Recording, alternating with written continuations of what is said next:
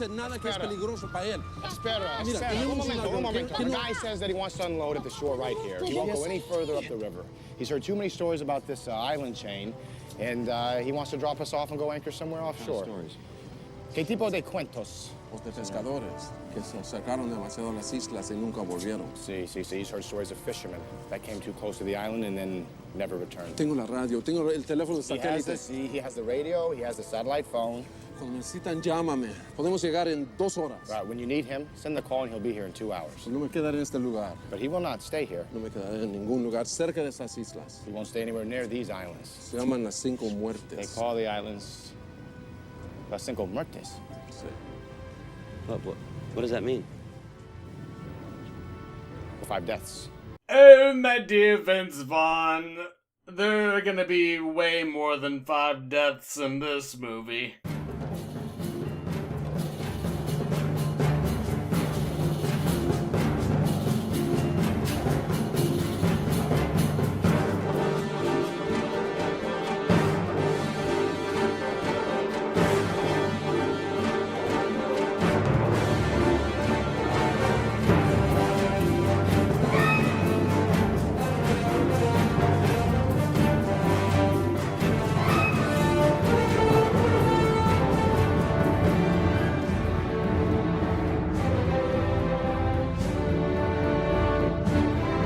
It's been a whole year since I reviewed Jurassic Park 3, and oh my god, I had no idea that it would get as much positive feedback as it did.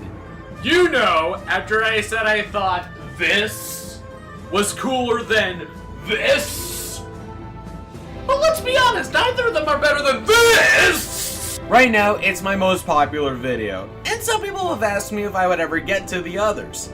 And obviously that answer is yes.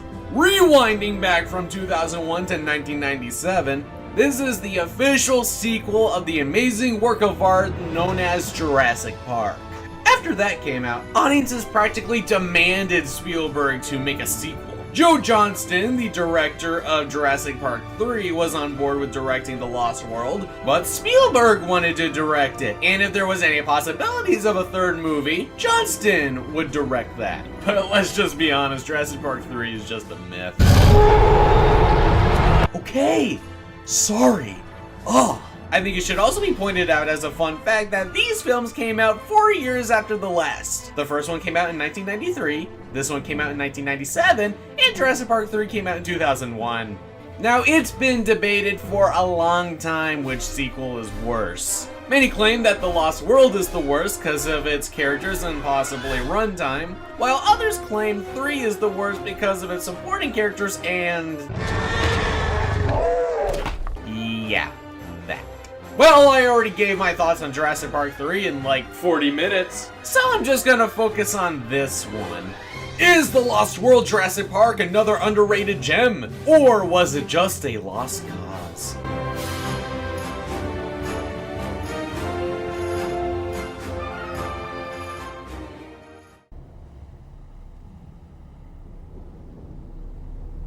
Alrighty then. So it should be no secret as to how this movie begins.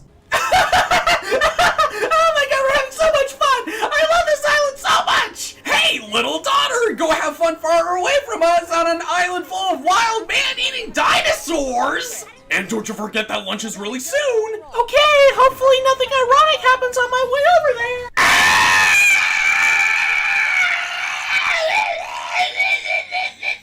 I mean, come on, what did you expect? We meet up with Ian Malcolm, played by Jeff Goldblum again, who is on his way to meet up with John Hammond because word of the attack on the island, known as Isla Sorna by the way, got to the press and Hammond is the one to blame since he owns the island. Real quick, I just want to say that I still really like Malcolm. He's not quite the same character he was before, but he still has somewhat of a... for lack of a better word, smart-ass kind of attitude. I wouldn't be going on this wild goose chase. Where you're going is the only place in the world where the geese chase you. This is magnificent. Oh, yeah. Ooh, that's how it always starts. But then later there's running and screaming. Hammond, played by the unfortunate recently passed away Richard Attenborough, is good again as well. But he's only in 2 scenes in the movie, including this one. So there's not a whole lot to say. He's kind of in the neutral pile. He's not as memorable as he was in the first, but he doesn't by any means ruin the movie. So yeah, kind of weird that of the 4 main characters from the first, Malcolm and Hammond made it to this one while Grant and Sattler made it to 3. Also kind of weird that this movie mainly focuses on Malcolm and Hammond's hardly in it, but is only here to give us exposition, while in 3, the main focus is on Grant, and Sattler was hardly in it but was only there to give us exposition. What? Anyway, point being is Hammond doesn't ruin the movie at all, but who does ruin the movie so far is this guy named Peter, who is supposed to be Hammond's nephew, but hell, you would never be able to guess that if he didn't say this. Here to share a few campfire stories with my uncle. We don't see them talk to one another. They don't exactly talk about each other. So you really could have just marked this guy off as the snooty guy in the suit kind of character. Also, Timmy and Lex from the first movie appear here, but only for a few minutes, and then we never see them again. Seriously, what is the point of that? But unfortunately, this isn't the last time we see Peter. So yeah, as stated before, Hammond is here to give us exposition, as he tries to explain what Isla Sorna is all about. Site B was the factory floor. That was on Isla Sorna, 80 miles from Nubla. We bred the animals there and nurtured them for a few months and then moved them into the park. After the accident in the park, Hurricane Carissa wiped out our facility on Site B. The animals were released to mature on their own. And by now we have a complete ecological system on the island with dozens of species living in their own social groups without fences, without boundaries, without constraining technology. So basically, Hammond wants Malcolm to go to Isla Sorna to get a written report along with a few other characters so that he can kind of keep that island to his own, and so those animals, even though they were created by science, can just kind of go along with their natural habitats. Malcolm's not fond of that idea, but he has no choice but to go. Leave it to you, Ian, to have associations, affiliations, even liaisons with the best people in so many fields. You didn't contact Sarah. Paleontological behavior study is a brand new field, and Sarah Harding is on that frontier. No. This Sarah Harding is Malcolm's girlfriend. She's on the island alone, and this makes Malcolm go on the island now with these extra people. And as Malcolm puts it, it's a rescue operation. A rescue operation in a Jurassic Park sequel. Where have I seen that before? The others are meeting her in 3 days. I don't know, I'm just drawing a blank. As Malcolm leaves the room, we hear that awesome music.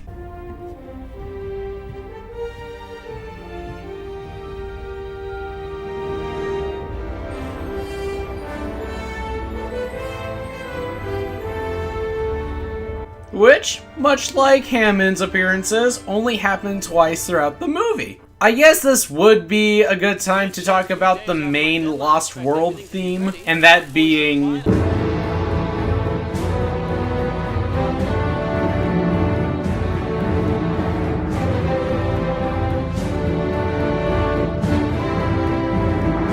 It's not the worst theme I've ever heard, but a theme that's supposed to be a sequel after...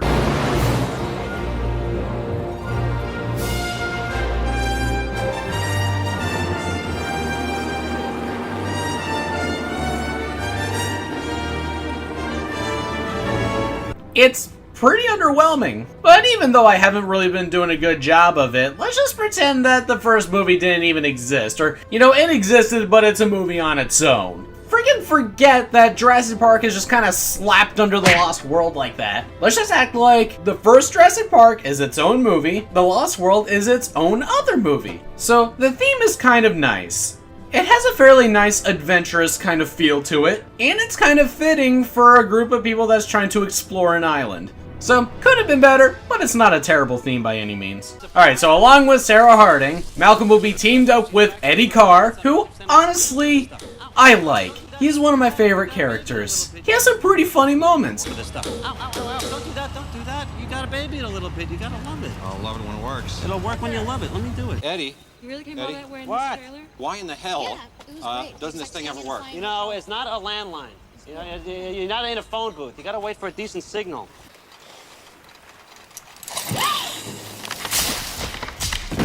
Personally, I would have squeezed just a little bit harder.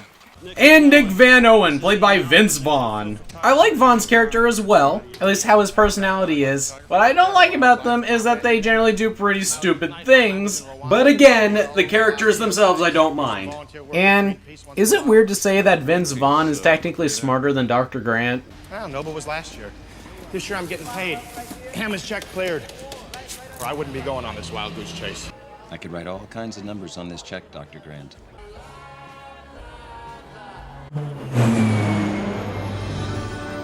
But these aren't the only supporting cast.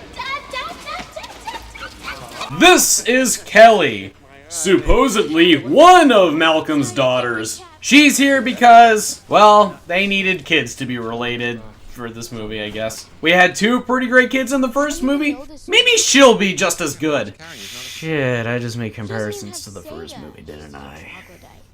Cruel, but good word use.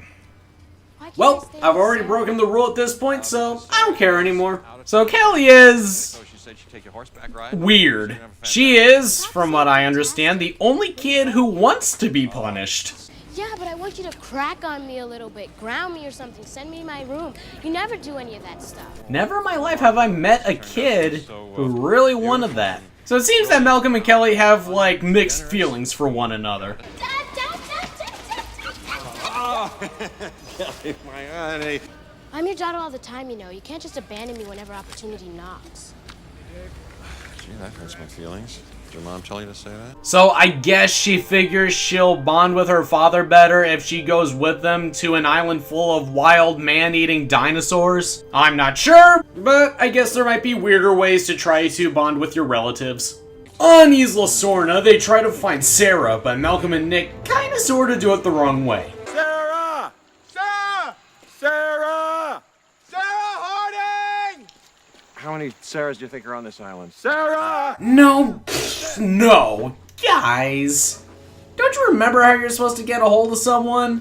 Here, let a professional show you how it's done. Sarah! We're on the island! We've come to rescue you, so please follow my voice as well as I can through a microphone in an island full of wild man-eating dinosaurs. Where the shit are you?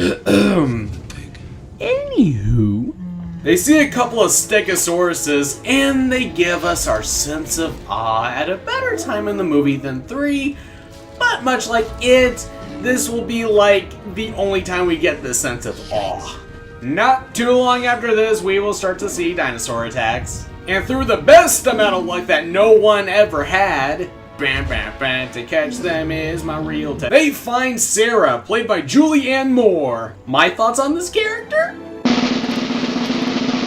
I don't like her. I know what they were trying to do with her character.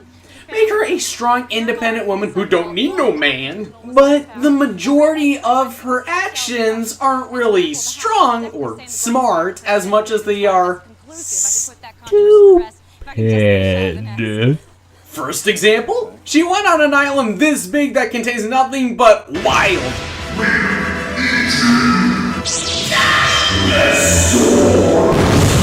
by herself. The second example is with the Stegosauruses. Remember when I said it wouldn't be too long before we see some dinosaur attacks? Well,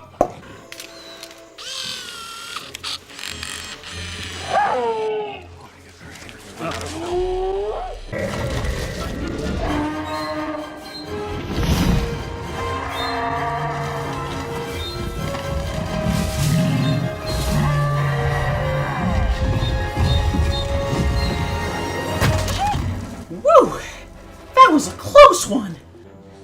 Can we find a T-Rex now? They find out eventually that Kelly snuck aboard the trailer because, surprise, she did something stupid and made a fire on this island. Look, I know at this point she still has no idea that this is a dinosaur-infested island, but it was still a pretty stupid idea to tag along uninvited on this trip. Malcolm plans on getting everyone off the island, but then some unwanted company flies our way.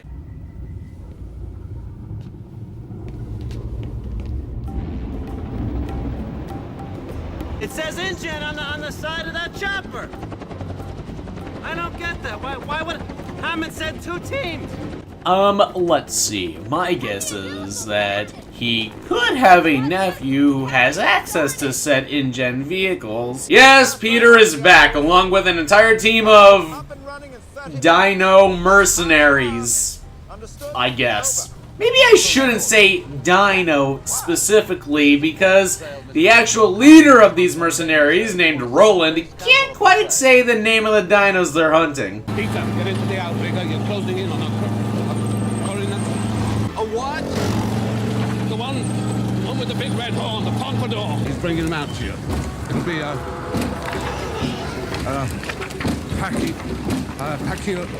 oh hell, the fat head with the bald spot, fried tongue. It's only kind of weird that somebody would go hunting for things they don't know the name of.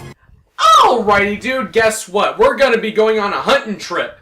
But I keep on forgetting the name of this animal we're trying to hunt. Let's see. It's got fins, it lives in the ocean, it's got a crap ton of blubber, has a blowhole. A polar bear! That's it! Why are they hunting these dinos in the first place? Because in San Diego, there's a replica of Jurassic Park that's more of a stadium, and their goal is to send these dinos there as some kind of event. Or something. I don't know, but either way, I couldn't imagine how they could mess that up or something bad happened with that. Roland's goal is a bit different though. He doesn't just want any dino. All I want in exchange for my services is the right to hunt one of the tyrannosaurs. A male, a buck only. How and why are my business. Now, if you don't like either of those 2 conditions, you're on your own. Good lord, it's like he's trying to play Pokemon or something. All I want in exchange for my services is to hunt one of the snow runs. I've only got one of these dogstones that I found randomly on the ground, and it doesn't seem like anyone sells these. And I really want a Frostlass. Now, if you don't like my condition, I'll kick you off this Jeep while it's still moving. After their base gets set up, as well as another possible dino attack, and Roland finding what he can use as bait to lure a Tyrannosaurus. Oh god, that's ear piercing. I guess that's the point, but I'll try to keep that out as often as possible. No promises, though. Nick and Sarah don't like that they're imprisoning these dinos, and even though it's for the best intentions, they very stupidly unlock and open the cages, which causes...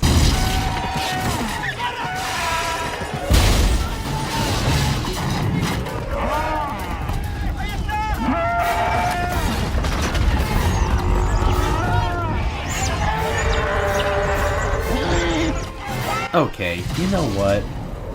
Every time a dinosaur attack happens in this movie, I just want to play this.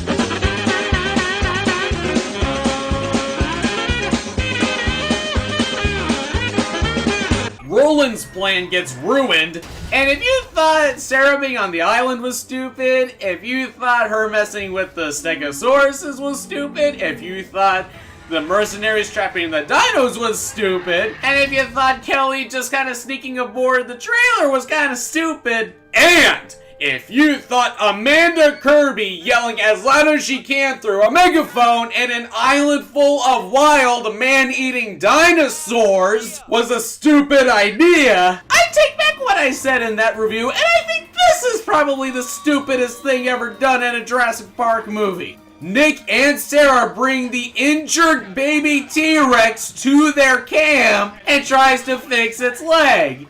Again, for the best intentions, but is it worth getting eaten? Is that really worth it? I mean, I get it. If the T-Rex went back to that nesting spot and noticed that, hey, our baby for some reason got an injured leg, they might get pretty pissed too. But do you think that they wouldn't care if they got back to their nesting ground and they just didn't have an infant there? Just holy crap! What is wrong with these people?